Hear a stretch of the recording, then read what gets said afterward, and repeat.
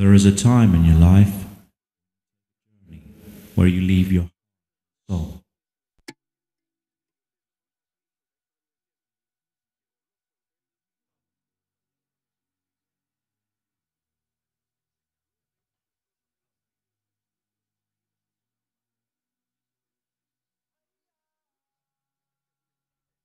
There is a time in your life when you take a journey where you leave your heart and soul.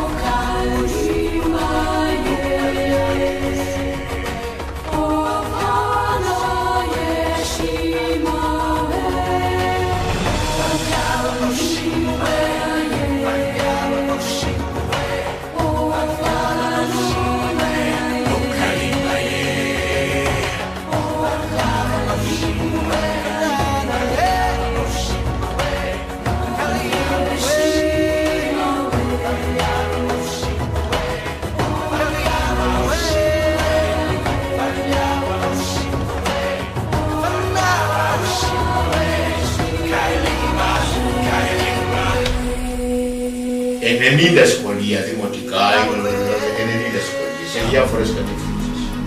600 δασκάλους.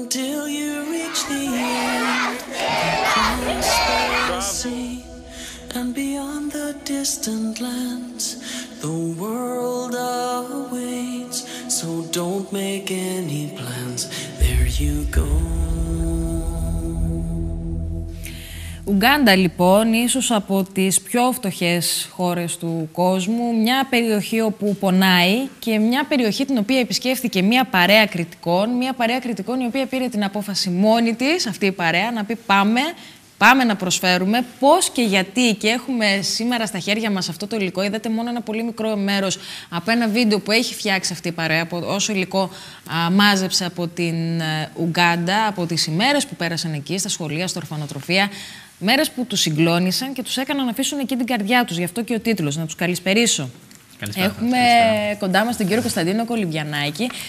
Καλησπέρα. Τον κύριο Γιάννη Σιφάκη. Και τον κύριο Μπάμπη Παντερή. Καλησπέρα και σε εσάς. Κύριε Κολυμπιανάκη, βλέποντας το βίντεο, βλέπουμε λοιπόν μία παρέα ανθρώπων, 5 αν δεν κάνω. Είναι άλλα 2 κορίτσια. Άλλα 2 κορίτσια. Φτάνετε στην Ουγκάντα, αλλά πριν φτάσουμε στο τι κάνατε εκεί, θέλω να μου πείτε πώς μπήκε αυτή η ιδέα. Να πείτε ότι εμείς θα πάμε, θα βοηθήσουμε και θα κάνουμε ό,τι μπορούμε. Την ιδέα περισσότερο τη βγάλαν τα παιδιά, ο Μπάμπης και ο Γιάννης, και εμείς όλοι βοηθήσαμε μετά ώστε να μαζέψουμε όσο περισσότερα χρήματα μπορούσαμε. Θέλαμε να πάμε με όσο περισσότερα μπορούσαμε να προσφέρουμε ό,τι μπορούμε περισσότερο. Και έτσι κάναμε κάποιες δράσεις. Ότι ξεκινήσαμε σχεδόν ένα χρόνο πιο πριν. Γούρια τα Χριστούγεννα, λαμπάδες την πρωτοχρονιά, φτιάχναμε εκεί πέρα η γυναίκα του Γιάννη. Διάφορα. Κάναμε μια λαχιοφόρο, μαζέψαμε δώρα. Ήταν και όμορφη εμπειρία και αυτή βέβαια. Πρίξαμε τους πάντες. Δηλαδή, όλους τους φίλους μας, τους συγγενείς μας, λέγαμε δώσε. Άξιζε τον κόπο, νομίζω. Και γι' αυτό θέλαμε όσο γίνεται να το δείξουμε κιόλας ότι η προσπάθεια που κάναμε και ό,τι έδωσε ο καθένας. Έπιασε τόπο. Ναι, ήταν φανταστικά. Δηλαδή, δεν μπορώ να το σκέφτομαι το ότι ζήσαμε εκεί πέρα και θα ήθελα να το ζήσουν και άλλοι. Να το ζήσουν και άλλοι. Όποιος θέλει μπορεί να πάει. Είναι πολύ όμορφο να το κάνει κάποιος. Κύριε Σιφάκη, είπε ο κύριος Κολυμπιανάκης ότι είναι ιδέα περισσότερο εσάς των 2. Θέλω λίγο να μου πείτε πώς γεννήθηκε όλο αυτό, πώς μπήκε η σπίθα και έγινε φωτιά, για να το πω έτσι. Ναι. Ήταν σε ένα προηγούμενο ταξίδι στην Τανζανία που είχα πάει με τη σύζυγό μου για λόγους αναψυχής. Και οι εικόνες που είδα εκεί πέρα με συγκλώσαν τόσο πολύ που αποφασίσαμε, ναι, μεν περάσαμε καλά, είδαμε υπέροχα τοπία, αλλά δεν μπορούσαμε να κλείσουμε τα μάτια μας στην πραγματικότητα που όλοι γνωρίζουμε λίγο πολύ. Στη φτώχεια και την δυστυχία. Αλλά όταν το δεις από κοντά είναι διαφορετικό. Οπότε πείσμωσα πάρα πολύ και λέω, όχι, από μόνος μου, χωρίς καμία οργάνωση, χωρίς κανένα τίποτα. Μαζεύοντας μια καλή παρέα. Τα 2 κορίτσια ήταν η Στέλλα Σαΐτη και η Σοφία Μουλαγάκη. Δυστυχώς δεν μπορούν να είναι μαζί μας. Με σύμμαχο και τη γυναίκα μου, πάντα σε όποια μου απόφαση είναι το στήριγμά μου. Κάναμε μεγάλο αγώνα για να συγκεντρώσουμε αυτά τα λεφτά και κόντρα σε όλες τις καχυποψίες όλων των ανθρώπων που καταλαβαίνετε ότι έχει περιπτώσεις. Ο άλλος υποπτεύεται ότι τι θα κάνει τα χρήματα και μπορεί να πληρώσει τα δικά σας εισιτήρια και καταλαβαίνετε, ακούσαμε διάφορα. Ναι, γιατί δεν είστε κάποιος σύλλογος. Είστε μεμονωμένα πρόσωπα τα οποία. Στα οποία μπήκε η ιδέα. Σε συναδέρφους, σε φίλους, μέσα κοινωνικής δικτύωσης. Τα καταφέραμε.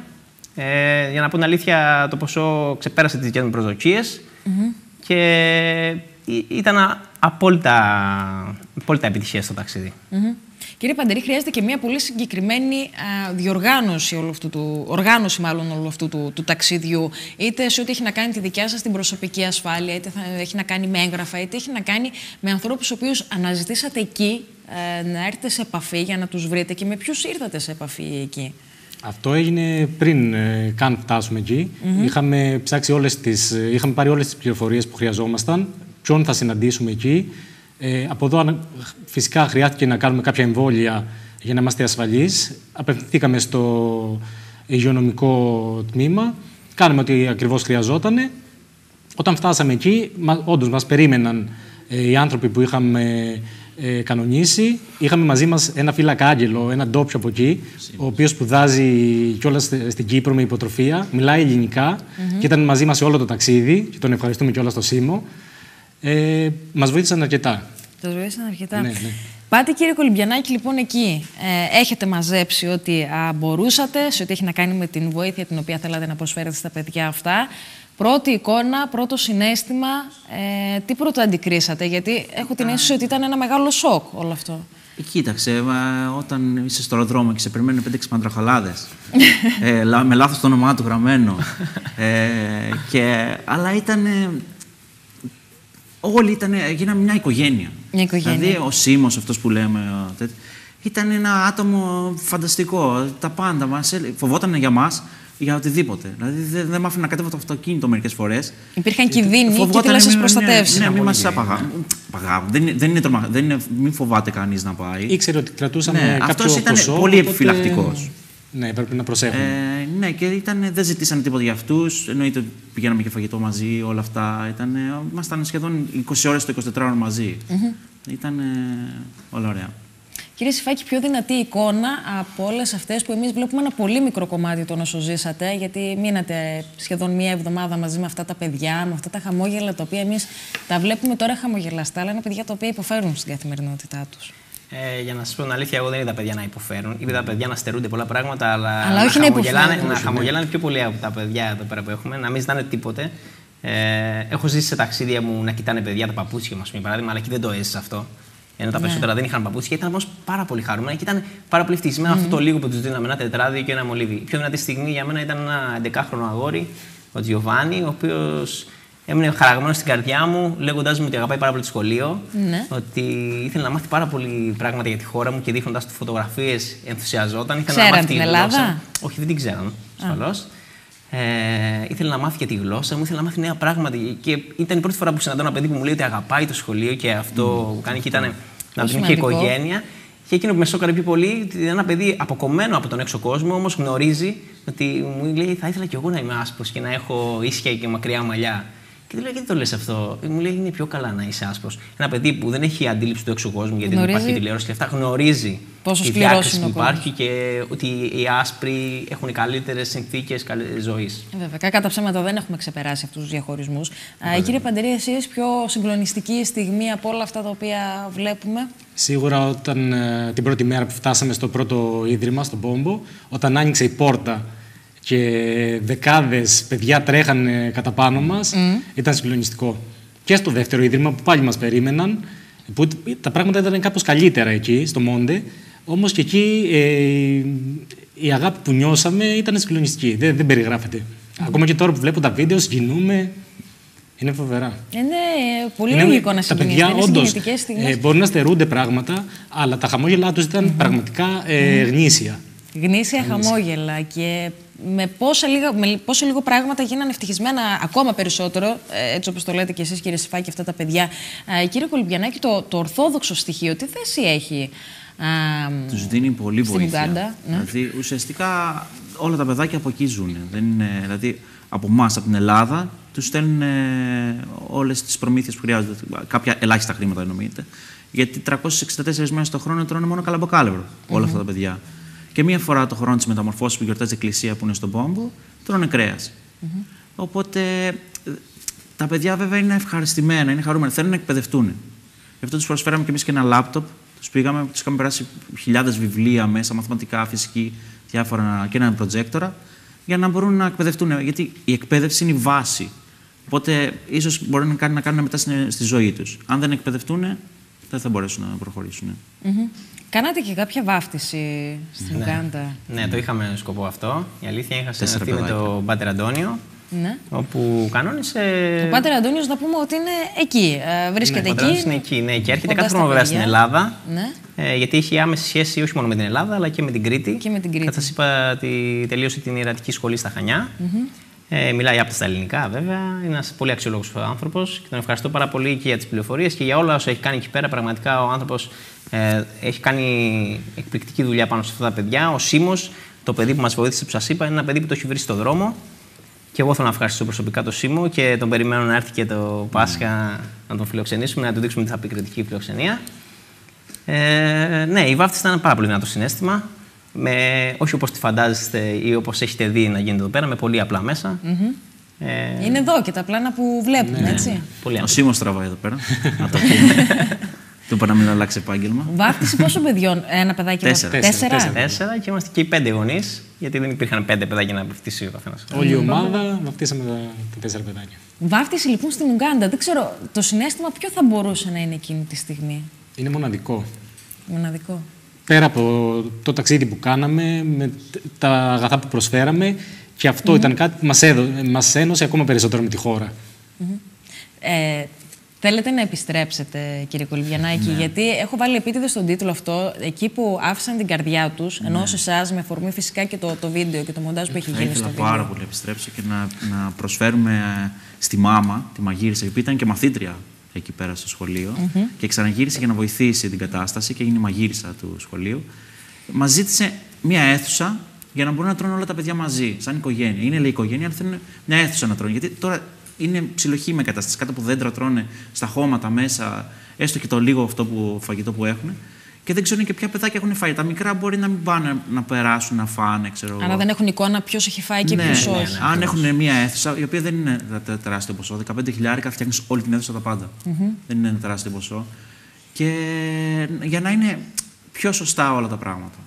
Άρα να φανταστώ, κύριε Σφάκη, ότι έχει μπει ήδη ο επόμενος στόχος. Έχετε μπει ήδη στην διαδικασία της προετοιμασίας ή ενδεχομένως και της εξέβρεσης? Δεν έχουμε μπει ακόμα. Δεν έχουμε ξεκινήσει ακόμα. Αλλά... Είναι πολλοί που θέλουν να βοηθήσουν. Είναι πολλοί.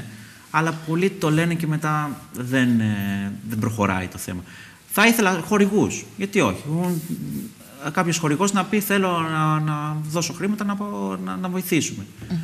Μακάρι να γίνει κάτι αυτό. Γιατί τώρα με τα 2 ευρώ και τέτοιο, ναι, μεν θα μαζευτεί ένα ποσό, αλλά πολύ δύσκολα. Και όλοι έχουμε τις δουλειές μας, προσπαθούμε όσο μπορούμε. Έχουμε όλη την καλή διάθεση να πάμε εκεί να το κάνουμε. Όποιος μπορεί να βοηθήσει. Άρα θα ξεκινήσει η προσπάθεια για να επιστρέψετε κάποια εκεί. Στιγμή, κάποια στιγμή θα ξαναπάμε. Έχουμε αφήσει όντως την καρδιά μας. Έχετε αφήσει τις καρδιές σας. Θέλουμε να επιστρέψουμε να δούμε τι γίνεται εκεί. Να δούμε ξανά τα παιδιά. Ναι, νομίζω ότι είναι σχέσεις και δεσμοί ζωής αυτοί και πώς να μην είναι, άλλωστε είναι τόσο σημαντικές αυτές οι στιγμές. Τι σας είπαν, κύριε Σφάκη, οι δικοί σας όταν ανακοινώσατε στο περιβάλλον σας ότι θα πάτε στην Ουγκάντα να βοηθήσετε αυτά τα παιδιά? Εντάξει, οι δικοί μου γενικότερα είναι άνθρωποι